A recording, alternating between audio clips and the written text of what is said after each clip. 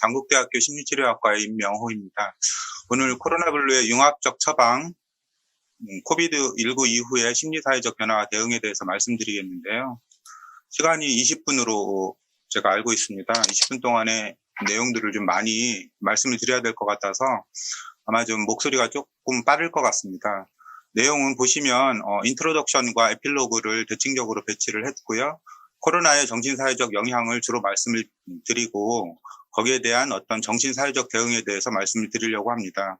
시간이 되는 대로 원격보건이나 원격의료에 대해서는 짧게 말씀을 드리는 시간이 될 것 같습니다.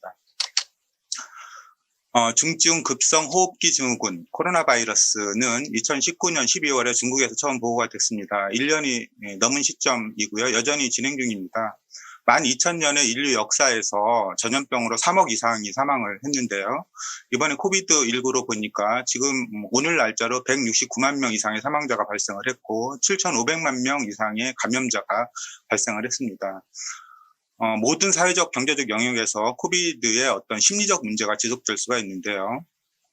실제로 장기적으로 볼 때는 바이러스 자체보다도 이런 심리적인 문제가 더 해로울 수가 있고 이전의 연구에서도 전 세계적 유행병은 정신적 안녕에 대해서, 웰빙에 대해서 더 심하게 영향을 주었습니다. 아마도 이 대유행이 정신건강 영향이 신체 건강 영향보다도 훨씬 더 오래 지속될 것이다. 이렇게 경고를 하고 있습니다. 정신건강 문제를 좀 열거해보자면 현재의 불확실성, 미래의 예측 불가능성, 그리고 봉쇄와 신체적 거리감에 따른 사회적 고립이나 외로움, 활동 저하, 경제적 손실, 그리고 알코올이나 온라인 같은 위험 행동이 증가하는 이런 문제가 생길 수가 있고 무엇보다도 의료나 보건 서비스의 접근이나 감소를 우려해 볼 수 있겠습니다. 정신질환으로 열거를 해보자면 아주 여러 가지 질환들이 나타날 수 있겠는데요. 불안, 공포, 공황, 우울, 강박, 그리고 과민성, 망상, 편집증, 정신장애 등이 유발될 수가 있겠습니다. 문제는 이런 정신질환들이 노인과 아동, 취약한 분들에게 더 나타난다는 것이고 우리나라는 그렇지 않지만 소수인종이나 소수민족에 대한 격차가 더 심해진다는 걸 알 수가 있겠습니다. 또 1년이 된 시점에서는 단기적인 적응뿐만 아니라 지속적인, 장기적인 대응도 필요하겠습니다. 과거의 역사에서 보면 사스의 경우에서는 노인의 자살률이 증가를 했습니다. 최근에 제가 인터뷰를 하기로는 우리나라의 자살률이 늘지 않았습니다. 약간 줄었는데요. 좀 여러 가지로 생각해 볼 측면이 있겠습니다. 재난은 정신건강에 더 많은 영향을 주게 되는데요. 더 많은 사람에게 영향을 미치게 되고 신체적인 건강보다 정신건강이 더 오래 지속되는 긴 꼬리의 모습을 보이고 있습니다. 예를 들면 허리케인 카트리나는 5년 후에도 여전히 건강 문제가 대두되고 있고 우크라이나의 체르노빌 원전 사고는 20년이 되었는데도 여전히 우울증과 PTSD가 나타나고 있습니다. 그리고 누군가를 잃는 것에 대한 어떤 끊임없는 두려움, 상실이 일반 대중들에게 많이 영향을 주게 되고요. PTSD로 나타날 가능성이 높습니다. 또 우리 어떤 성격 특성 중에서 불확실성을 잘 처리하지 못하는 사람들, 통제할 수 없는 상황을 처리하는 데 어려움을 가진 분들, 우리가 이제 강박적인 분들이죠. 이분들은 특히나 지금 코로나 상황이 더 어려운 상황입니다. 현실적인 두려움이 여전히 존재합니다. 그래서 많은 분들은 다시는 안전하다고 느낄 수 있을지 모르겠습니다. 이런 우려를 가지고 계신 분들도 있고요. 결국 2차적으로 경기 침체가 오게 되는데 경기 침체 자체는 정신장애 그리고 자살률, 물질 사용 장애 증가 위험을 높이고 있습니다. 우리는 코로나19가 기존의 정신건강의 불평등을 얼마나 악화시켰는지 그리고 이후에 오는 환자의 증상이 어떻게 발생하거나 변화하는지도 중요하지만 어떤 집단이 가장 큰 영향을 받는지에 대해서도 초점을 가져야 됩니다. 일부 사람들에게는 긍정적인 영향을 줄 수도 있는데요. 우리는 그것을 탄력성, 레질리언스라고 이야기합니다. 뒤에서 잠깐 말씀드릴 수 있겠습니다. 코로나의 정신사회적 대응입니다. 영향입니다. 죄송합니다. 그러니까 지금 이 코로나 감염은 재난이기 때문에 정부나 사회의 어떤 역할도 매우 중요하게 작용한다는 것을 알 수가 있고 우리 코로나는 호흡기를 통해서 감염이 되지만 코로나 우울은 코로나 블루는 미디어를 통해서 감정적인 전파를 일으키게 됩니다. 그래서 이런 어떤 인포데믹이라고 하는 말하자면 소셜 미디어에 의해서도 영향을 받는다라는 점들을 알게 되었습니다. 취약군들인데요. 취약군들은 보시는 것처럼 어린아이들, 그다음에 노인들, 그다음에 실직자나 집이 없는 분들, 감염된 분들, 의료 종사자들, 그리고 이미 기존에 정신질환을 가지고 있는 분들입니다. 코로나 블루에 대한, 코로나 우울에 대한 국내 조사를 보시면 코로나 이전에 2.34점의 우울 점수가 코로나 이후에는 2배 정도, 5.1점 정도로 상승을 했고요. 우울 위험군만으로 본다라고 하면 코로나 이전에는 3.79%의 위험군이 18% 정도, 5배 이상이 올랐습니다. 그러니까 굉장히 우울 위험군이 많아졌다라고 볼 수가 있겠고요. 대규모 연구조사들을 좀 보면 미국 CDC의 연구를 보면 8월의 연구인데 이미 전염병과 관련된 부정적인 정신 건강 또는 행동 건강 문제가 40%에 육박을 하고 있고, 익히 알려진 PTSD나 불안 우울증, 약물남용, 자살 생각이 순위를 잇고 있습니다. 스페인의 대규모 연구에서 보면은 비슷한 연구 결과였는데요. 특히 외로움이 이런 정신 건강에 가장 강력한 예측 인자였고, 불행히도 여성도 위험 인자에 속하는 것으로 보고가 되었습니다. 가장 영향을 많이 미치는 것이 우리가 격리, 사회적 거리두기 효과라고 볼 수가 있는데요. 일단 국민들은 불안합니다. 기본 필수품을 이제 쟁여놓아야 되기 때문에 이런 거에 대한 불안, 거기에다가 잘못된 미디어가 이런 것들에 대한 의사소통을 잘못 확대를 시키게 되고, 그래서 우리는 이제 이런 충동 구매, 공황 구매라고 하는데요. 이런 것들이 나타나게 되었습니다. 감정적으로는 과민성이나 가족 구성원에 대한 그 감염에 대한 두려움, 분노, 외로움, 여러 가지 어떤 증상들이 나타나고요. 앞서 말씀드렸던 것처럼 지금 이런 어떤 분노 감정들은 어떤 주위에 대한 차별로 나타날 수 있다는 점이 사실은 걱정입니다. 이웃에 대한 의심, 또 직장에 대한 편견, 격리 보호구역에 대한 어떤 오명과 사회적 거부, 이런 것들이 혐오감이나 차별감으로 나타나게 되고, 이것이 우리가 가장 경계해야 되는 부분이라고 생각을 합니다. 소셜 네트워크는 디지털 방식으로 정서적 전염이 가능하고요. 오히려 호흡기 감염보다도 바이러스 자체보다도 더 심각하고 오래가는 문제라고 생각을 합니다. 결국 이런 상충되는 정보, 가짜뉴스로 인해서 이런 미디어가 세계적인 공중보건의 위협으로 인식되고 있습니다. 많은 신조어들도 나타나게 되었는데요. 정보 미디어 생태계에 혼란이 와서 미디어 패닉이라든지 인포데믹이라고 하는 용어들이 생겼습니다. 이런 가짜 정보들은 바이러스 전파보다도 더 빠르고 확인되지 않은 화려하고 선정적인 루머, 거기에다가 많은 블로거들의 상업적인 편승에 나타나고 있고, 한 국가나 한 민족에 대한 어떤 편견, 이런 것들도 부추기고 있는 실정입니다. 앞서 말씀드린 것처럼 일상 필수품의 어떤 자원이나 긴급 필수 서비스가 부족하기 때문에 오히려 그런 것들에 의한 어떤 반동 형성으로 우리나라에서도 있었죠. 이런 마스크를 사재기하는 공황 구매가 나타나고 있고, 외국인에 대한 공포증이 있습니다. 최근에 중국에서 연구한 자료에 의하면 적어도 코로나 때문에 심리적인 영향이 나에게 심각하다라고 평가를 한 사람이 54%였습니다. 결국 2명 중에 1명 이상은 코로나에 대해서 불안해하고 힘들어한다라는 것이고요. 가장 많이 힘들어했던 거는 우리 가족이 코로나에 걸릴까봐 걱정하고 두려워했다라는 것입니다. 그런 두려움뿐만 아니라 아까 말씀드렸던 어떤 낙인에 대한 두려움이었겠죠. 75% 이상이 되었고, 이건 중국의 어떤 결과와 우리나라의 결과가 다르지 않을 거라고 생각을 합니다. 위험군을 보시면, 위험인자를 보시면 여성, 젊은 여성, 학생, 신체 증상이 있었던 사람들이고요. 조금 특이하긴 하지만 고학력자도 오히려 더 이런 심리사회적 영향을 더 많이 받고 있었습니다. 혐오감이나 차별 때문에 어떤 가정폭력이나 여성학대가 이미 증가하고 있다라고 이야기를 하고 있고요. 긍정적인 측면에 대해서 이야기를 하는 분들도 있습니다. 어떤 친밀감이나 출산율이 증가할 것이다라고 보고 있고요. 가족 유대감이나 감정에 대해서 긍정적인 영향을 끼칠 수 있다라는 이야기들이 있습니다. 그 전에 자기중심적이고 바쁜 가정이었다라면 건강한 부모 자녀 관계를 증진하고 부모와 더 좋은 시간, 그리고 가족 유대를 강화할 수 있는 기회가 될 것입니다. 특히 35세 미만의 일반 대중에서 심리사회적 영향을 많이 받았다라고 이야기를 하고요. TV를 많이 보면 우울증뿐만 아니라 수면장애나 피로감, 자기조절 장애의 어려움이 있습니다. 또 소셜미디어가 불안이나 우울에서 높은 오즈비를 보이고 있습니다. 또 하나의 장점이 보고가 되었는데요. 직장입니다. 직장에서는 사회적 압력이 좀 감소되면서 출퇴근이나 사무실 직장의 압력이나 직장 괴롭힘 등이 감소했다. 그래서 직장에서는 재택근무가 늘면서 긍정적인 이점이 발생했다라는 이런 보고들도 있습니다. 보건 종사자인데요. 정신건강에 가장 취약한 분들입니다. 사실은 영국의 보고에서는 20% 정도가, 사망자 20% 정도가 의료보건 종사자였다라는 보고까지 있습니다. 특히 또 소수민족이나 소수인종이었다라는 결과까지 보고가 되고 있는데요. 어쨌든 보건 종사자가 취약한 그룹인 건 분명한 것 같습니다. 결국 이런 보건 종사자들이 서로 힘을 합쳐서 연계하고 서로 결합을 해서 효율적인 서비스를 제공하는 것이 가장 중요하다, 이렇게 봐야 될 것 같고요. 제가 가장 관심이 있는 층은 어린이와 청소년들입니다. 우리의 미래이기 때문인데요.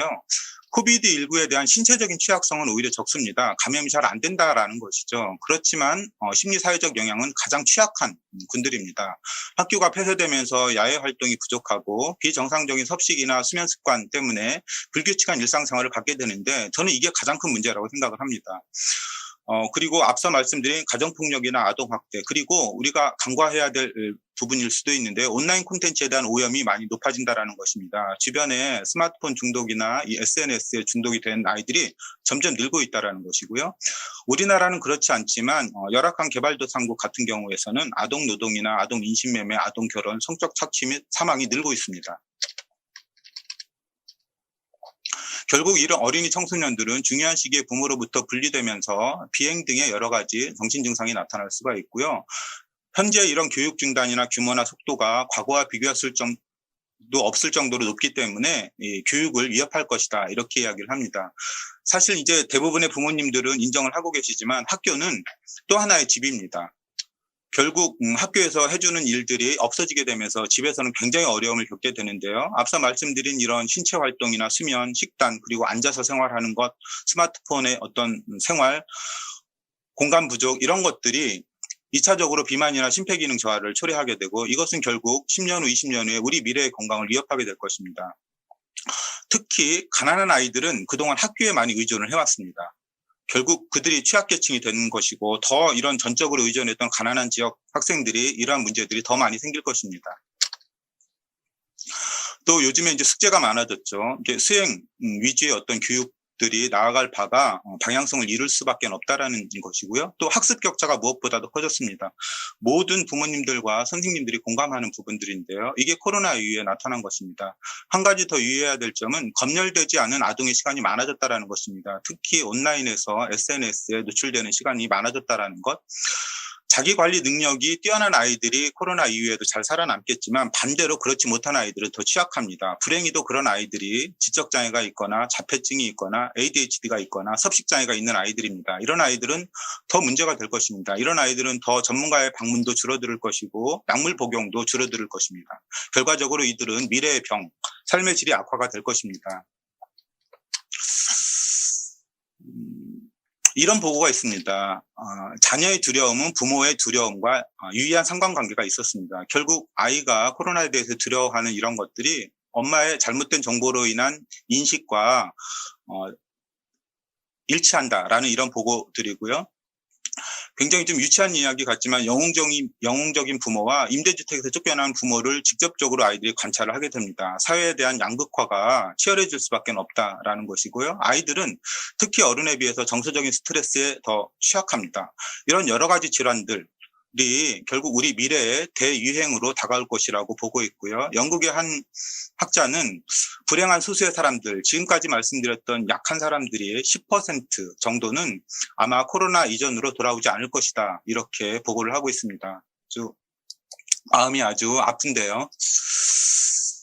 부모는 아이의 역할 모델입니다. 결국 도안이면 뭐가 되는 거는 부모의 역할에 이제 달려 있게 된 것입니다. 학교에서 집으로 이동을 했기 때문에 그러는데요. 그래서 부모님이 심리적으로 건강해야 아이들도 건강하게 됩니다. 부모가 자기 성찰 능력을 가지고 있고 자신의 정체성을 가지고 있어야 아이들도 그거를 물려받게 되는 이런 이제 시대가 왔습니다. 어렵게 생각이 되지만 부모님들이 서로 아이와 상호작용과 의사소통을 친밀하게 하고 아주 간단한 것들, 스토리텔링이나 읽기, 쓰기, 그림 그리기, 노래, 취미, 실내 놀이, 마음 다스리기, 이런 어떤 습관들이 집에서 이루어져야 된다라고 봅니다. 사랑하는 사람이 죽어가는 것, 엄청난 상실이죠. 이런 트라우마가 남을 것이고, 나는 친절하게 세상에 대응을 했는데도 불구하고 나에게 왜 이런 좌절이 왔는가에 대한 어떤 좌절감도 굉장히 클 것입니다.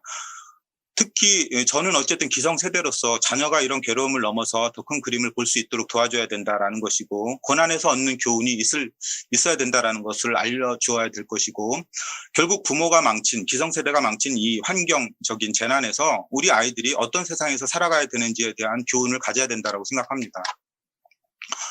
결국 이 코로나 때문에 정치적인, 사회적인 맥락이 이런 건강에 굉장히 중요한 영향을 준다라는 걸 알게 되었는데요. 정부나 사회는 어린이와 의료를 되돌릴 수 있도록, 코로나 이전으로 되돌릴 수 있도록 모든 무기를 사용해야 된다고 생각을 합니다. 그리고 재정적인 지원은 최우선적으로 제공을 해야 된다고 생각을 하고요. 예를 들면 실내 운동 프로그램이나 디지털 콘텐츠 검열을 강화하거나 실시간 온라인 추적 지도와 같은 제작들은 공적인 일들이기 때문에 국가가, 사회가 담당해야 되는 일들입니다. 또 정신건강 문해력을 높이고 지역사회 협력이나 다기관 협력, 그리고 긴급한 문제 우선, 이런 것들이 다 국가가 해야 되는 일이고, 특히 이런 국가적인 나르시시즘을 경계해야 된다고 생각합니다. 탄력성에 대한 부분은 긍정적인 내용들인데요. 생략하겠습니다. 일과 가정의 갈등, 그리고 집과 일의 어떤 문제를 공유하는 문제들이 남아 있습니다. 정신사회적인 대응입니다. 일방적인 실행 지침은 WHO가 30개의 지침을 주고 있고, CDC에서 한 15개의 지침 정도를 찾았는데요. 제가 좀 관심 있는 내용들은 낙인을 설정하지 말 것, 자신을 보호하고 다른 사람들을 지원할 것, 연결을 유지할 것. 지금 이 일은 단거리가 아니라 마라톤이고, 직장에서도 베테랑과 초심자를 서로 파트너로 연결을 해서 팀별로 동료 지원을 강화할 것, 특히 소통을 강화할 것, 하루에 2차례 이상 전화할 것, 특히 소통에 관련된 부분들의 내용이 많았는데요. 30개의 지침 중에서 12개 이상이 소통이었습니다. 우리가 모두 연결되어져 있다라는 그런 교훈을 받았고요.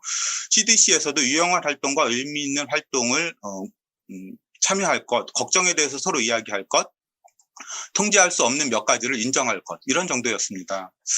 장기적인 대응은 다양하고 유용한 접근이 필요하고 지역사회가 주도가 되어져야 될 것입니다.